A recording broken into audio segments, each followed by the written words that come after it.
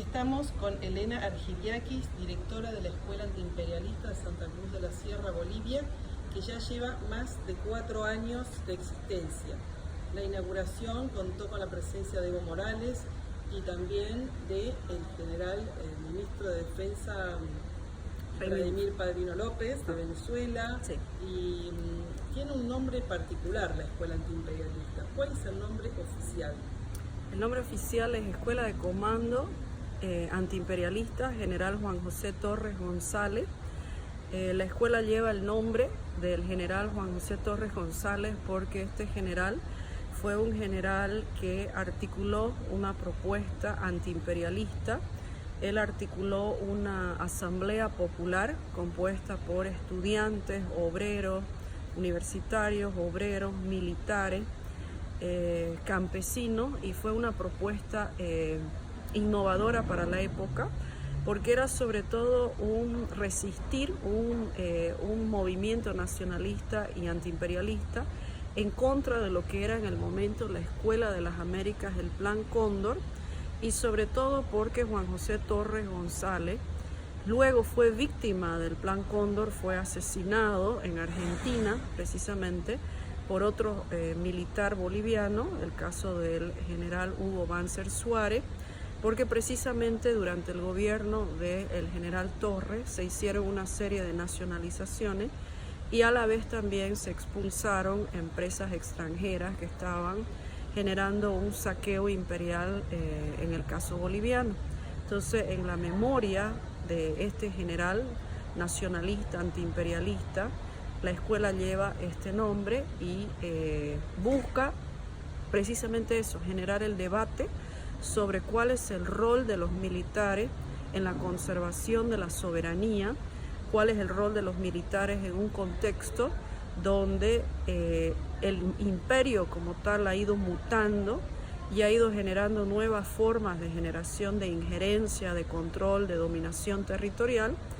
¿Y cuáles son estos ejemplos en términos históricos? El caso del general Torres, el caso del teniente general Germán Busch, muchos otros militares que han tenido conductas nacionalistas, de defensa, antiimperialistas, que no necesariamente se muestran en la historia, que más bien se ocultan y se esconden, y más al contrario se muestra un militar que tiene que ver más con el rol, en este caso, de la Escuela de las Américas.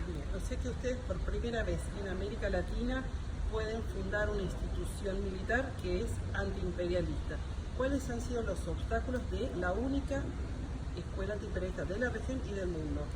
Bueno, por supuesto que han habido obstáculos, no solamente en el ámbito externo, ha generado una reacción mediática fuerte, pero a la vez también ha provocado un debate interno. Pero en un balance de casi 4 años de funcionamiento, se puede decir que, sin riesgo a equivocarse, que ha generado un debate interno en las Fuerzas Armadas bolivianas que no repercute hacia la sociedad civil, porque finalmente las Fuerzas Armadas es una institución que no delibera.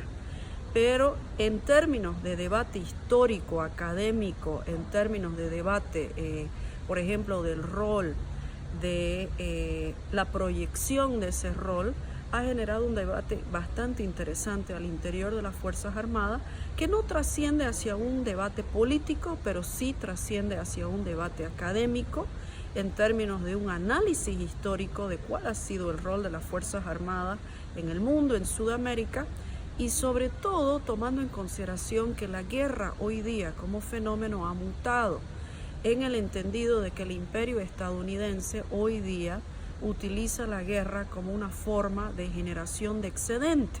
En otras palabras, la guerra es una manera de generar negocio, excedente, mover el complejo militar, industrial, financiero estadounidense, y por ende la guerra se convierte en un negocio y ha perdido la esencia de lo que ha sido la guerra en términos de defensa y seguridad.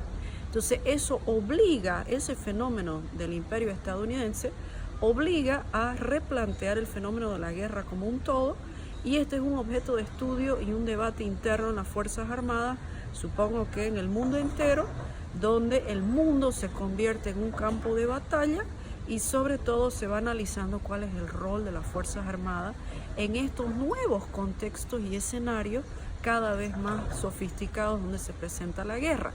En otras palabras, no necesariamente puede o tiene que haber declaratoria para que exista guerra. Hay guerra asimétrica, hay guerra irrestricta, hay guerra blandas. Claro, los golpes blandos. Y hemos visto que paulatinamente se vuelven cada vez más complejas las tecnologías de guerra, por ende los militares tienen que replantear precisamente cómo se concibe este fenómeno de la guerra, y es un debate técnico, pero a la vez es un debate histórico. Elena, teniendo en cuenta que son la única institución en el mundo que es una escuela antiimperialista, ¿con qué otras instituciones correlatan? ¿Con qué otras intercambian pensamientos, contenidos? ¿Qué otras instituciones académicas militares, por ejemplo, con Venezuela o...? Lamentablemente no ha pasado, era uno de los objetivos pasar a una fase de internacionalización, pero la escuela está todavía en un proceso de fortalecimiento paulatino, poco a poco, porque finalmente la institución es compleja, tiene internamente una serie de situaciones que hay que abordarlo, hay resistencia y a la vez probablemente es una institución vertical, jerárquica. Y además colonizada también. Por supuesto. Porque muchos de los militares que estudian probablemente sean de origen indígena o campesino, y muchas veces se ha inoculado tanto el colonialismo por endovenosa que ellos mismos rechazan a sí mismos. Claro, y por el otro lado, bueno, ya no están activos los militares que han ido a la Escuela de las Américas, pero la influencia, o sea, no están activos dentro de las fuerzas, ya han pasado como militares pasivos, pero sin embargo la influencia de esa generación es fuerte. Entonces hay como un choque generacional interno. Por el otro lado hay un choque social, hay un choque cultural, un choque civilizatorio y un choque técnico también, porque internamente las tres fuerzas no son iguales. No es lo mismo hablar de ejército, de la armada, que de la fuerza aérea. Cada fuerza tiene su debate, tiene su forma de entender, y eso genera también debates académicos internos que son terriblemente interesantes de observar y de seguir. Quizás en términos de balance general de repente no esté avanzando con la rapidez o con la celeridad que se quisiera, pero se está generando un proceso de apropiación de la escuela antiimperialista de parte de estas nuevas generaciones de militares, que ellos van apropiando esos contenidos, van apropiando esos debates y lo van traduciendo en sus propios códigos en términos de aporte generacional. ¿Cuáles son los principales contenidos, visiones que tiene la institución? La escuela, sí. Nosotros tenemos esencialmente 6 áreas. La primera es una etapa propia. Consideremos que los militares, muchos no tienen segunda carrera. Son militares en formación en términos, digamos, de nivel técnico y a nivel licenciatura. Entonces, en ese entendido, muchos de ellos no tienen mucho conocimiento de ciencias sociales.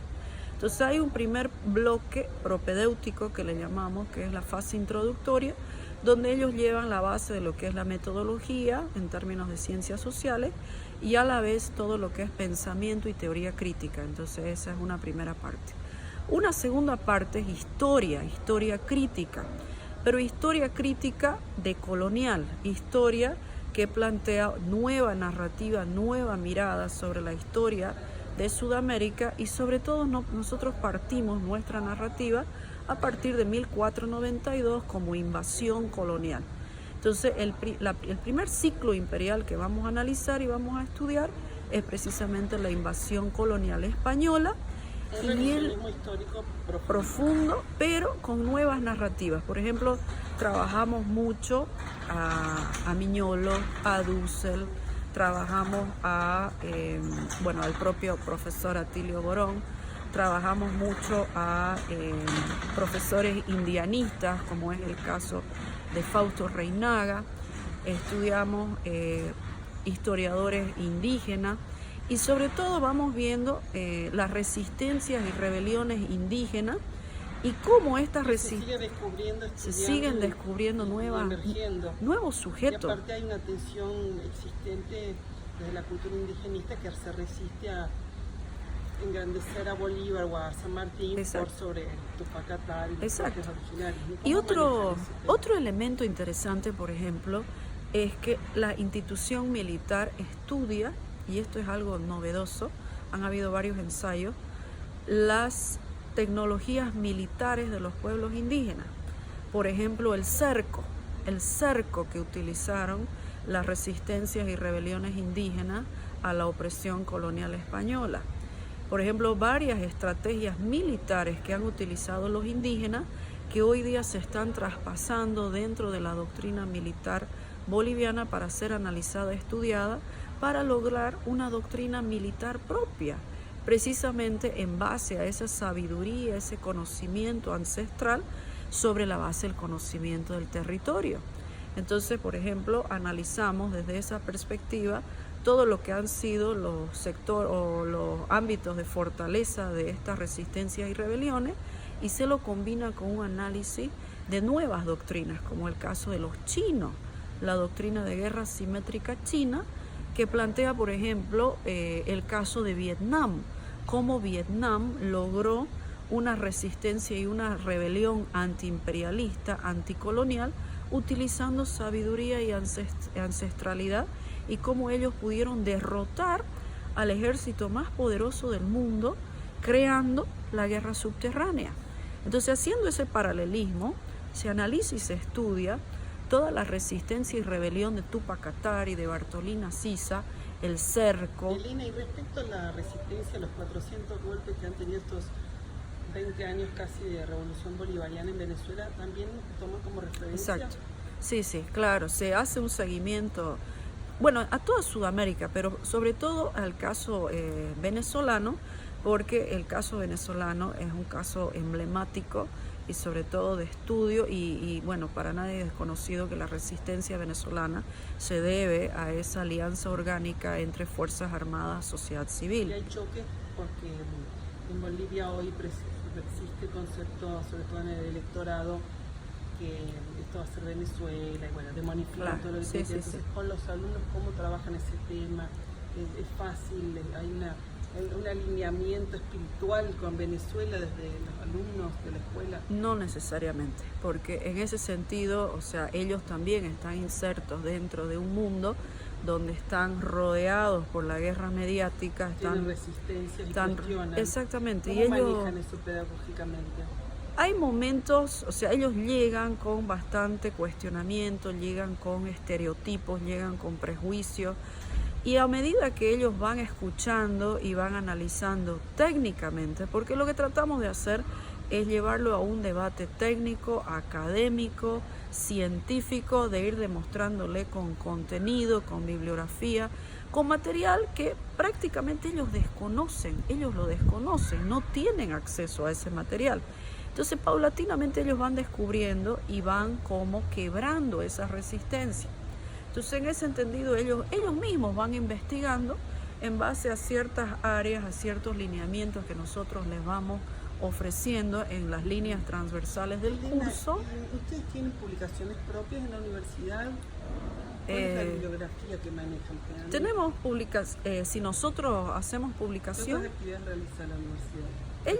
Ellos tienen, o sea, como están a régimen cerrado, entonces ellos tienen sus materias que no salen. Claro, que están internados, o sea, es un diplomado de 3 meses donde ellos están internados, entran los lunes, salen los viernes. Cada curso dura 3 meses. Dura 3 meses. Entonces ellos están internos, con una beca del Estado, y ellos en la mañana tienen las materias antiimperialistas en un horario de 6 horas, de 7 a 1 de la tarde. Tienen entrenamiento militar, porque siguen siendo militares, tienen entrenamiento físico regular, tienen otras materias que tienen que ver con lo que se llama cohesión institucional, que tiene que ver con materias dentro de las propias Fuerzas Armadas, y también tienen materias que son netamente militares. Entonces, su día, que inicia a las 6 de la mañana, termina más o menos a las 8 o 9 de la noche, y ellos tienen un régimen bastante fuerte, donde no solamente el proceso es académico de lectura, porque tienen, por ejemplo, un ciclo de cine-debate, de documentales, donde ellos tienen 2 veces a la semana que mirar cortos, documentales, películas, y tienen que hacer informes, tienen que hacer análisis. Y por el otro lado, ellos tienen alocuciones obligatorias todos los días a las 7 de la mañana en el parte. Ellos van turnando y van analizando e investigando un tema que les es asignado. ¿Qué películas les dan para visualizar como documentales obligatorios? Muchísimas. Por ejemplo, ellos han visto la historia silenciada de Estados Unidos, han visto, por ejemplo, Michael Moore. Claro, las películas de Michael Moore, los documentales de Michael Moore. Han visto también Invasión USA, han visto otro corto, se llama, de un autor estadounidense, se llama Guerras Sucias, Dirty Wars. Han visto diversos materiales, han visto películas también, por ejemplo esta última de Edward Snowden. Han visto, bueno, material histórico también. Entonces tratamos de variar para que ellos tengan perspectiva entre lo que es entretenimiento, o sea, películas. Han visto una que se llama Barry Seal, que tiene que ver con cómo surge el circuito del narcotráfico, que fue precisamente auspiciado y respaldado por la CIA. Entonces vamos intercalando películas más livianas con otras que son más fuertes, documentales propiamente. Entonces ellos tienen por semana, tenemos también documentales y películas bolivianas, y tratan de cubrir diferentes áreas: historia, economía, antiimperialismo.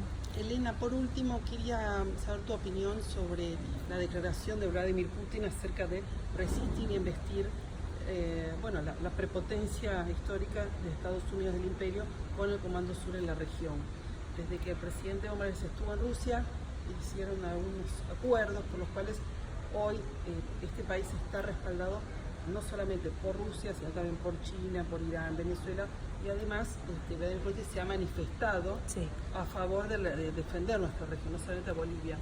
Claro, esto es una iniciativa importante que lo anunció el presidente precisamente en el aniversario de las Fuerzas Armadas, el 7 de agosto, y planteó la posibilidad de articular el Comando Sur antiimperialista. Entonces este sería una suerte de contrapeso a lo que es el Comando Sur, que plantea Estados Unidos, que divide el mundo en 10 comandos, y Sudamérica estaría dentro del área o el control territorial del Comando Sur, bajo el liderazgo de este señor, el almirante Kurt Tiet, que hace el 2018, si no me falla la memoria, Kurt Tiet hizo una gira con el ex secretario de Estado, y a partir de esa gira empezó la siguiente etapa, endureció, se militarizó la estrategia estadounidense contra Venezuela.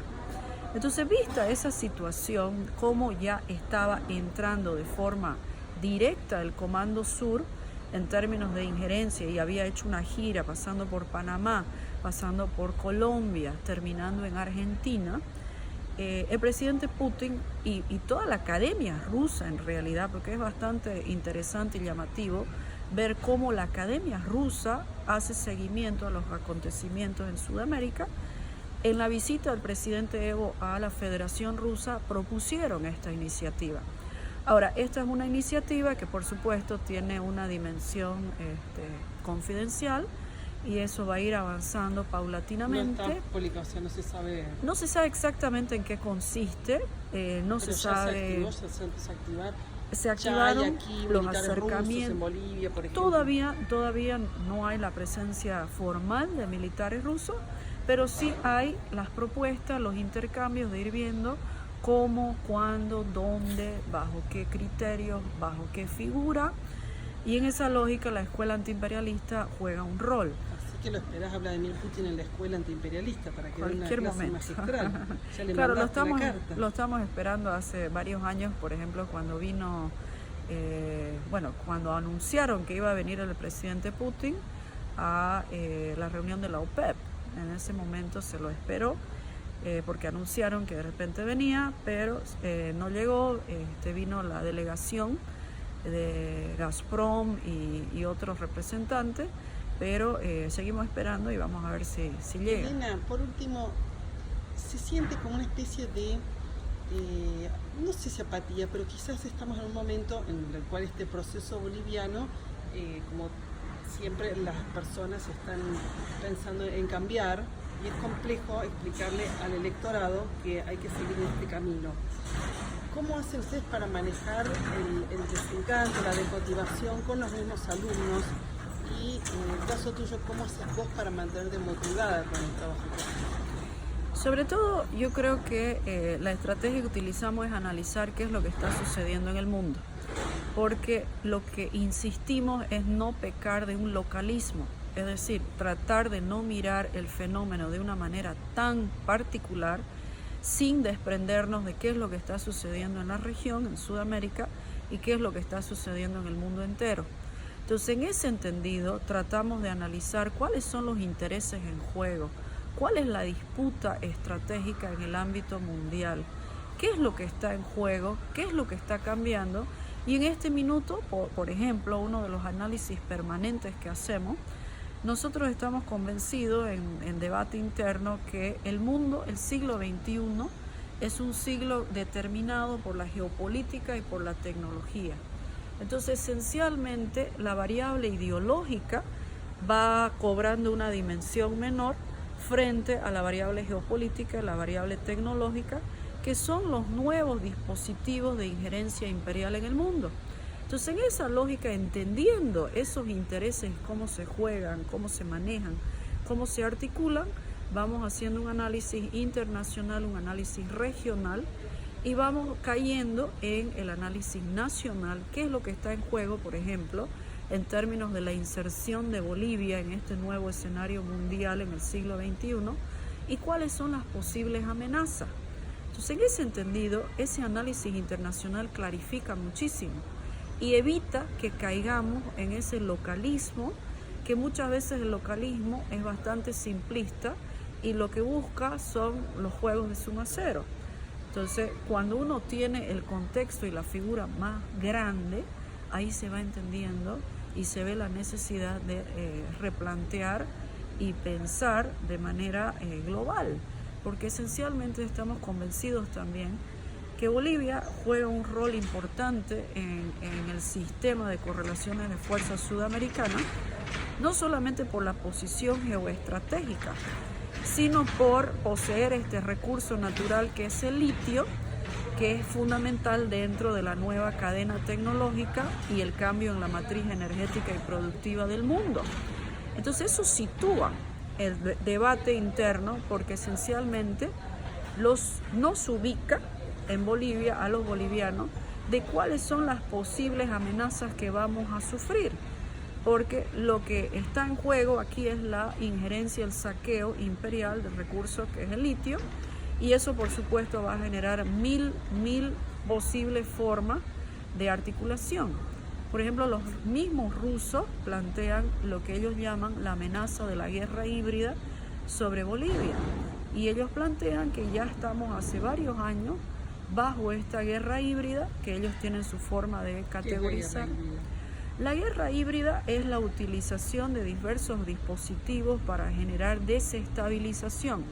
Entonces se usa sobre todo en el caso de Bolivia la variable étnica, la variable racial, la variable regional.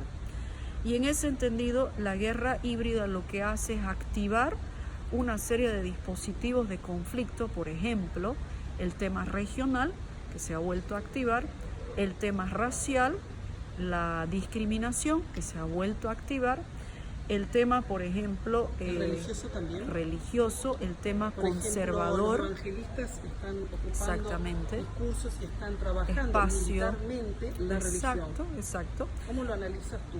Porque están activando a las personas, apelando a que hablan con Dios, entonces dan estas ceremonias religiosas, y ellos dicen que el próximo presidente no va a ser de Occidente, y que va a ser cristiano. Claro, y por el otro lado también se está mirando cómo hay diferentes dispositivos simbólicos que convierten estos debates, que aparentemente son, del ámbito civil, vamos a llamarle, en debate político y debates que son de definición. Entonces, nuevamente, o sea, si uno mira lo que está sucediendo en el mundo, el retorno de una derecha, pero una derecha no moderada, una derecha recalcitrante, proyectos no liberales en el mundo. Y muchos hablan, los propios rusos hablan del fracaso del liberalismo. Entonces, en ese entendido, hay una serie de reacciones y dispositivos que se utilizan precisamente para articular este tipo de mensajes. Entonces, lo analizamos también y cómo eso puede entrar dentro de un proyecto de desestabilización en red. Entonces, Elena, un mensaje para cerrar finalmente, algún mensaje que quieras dejar como directora de la Escuela Antiimperialista. bueno, luego de 4 años, casi 4 años en la Escuela Antiimperialista, seguimos trabajando, analizando. Es un proceso lento, es un proceso bastante sacrificado, pero a la vez es un proceso que va generando frutos, porque a pesar de que de repente no se vea a nivel internacional, sí está generando una lenta pero profunda transformación dentro de las Fuerzas Armadas bolivianas.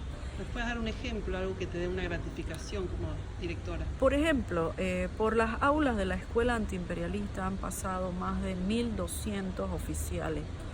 Muchos de los oficiales llegaban con resistencias, llegaban con prejuicios, siguen llegando con estereotipos, llegando con racismo, llegando con discriminación.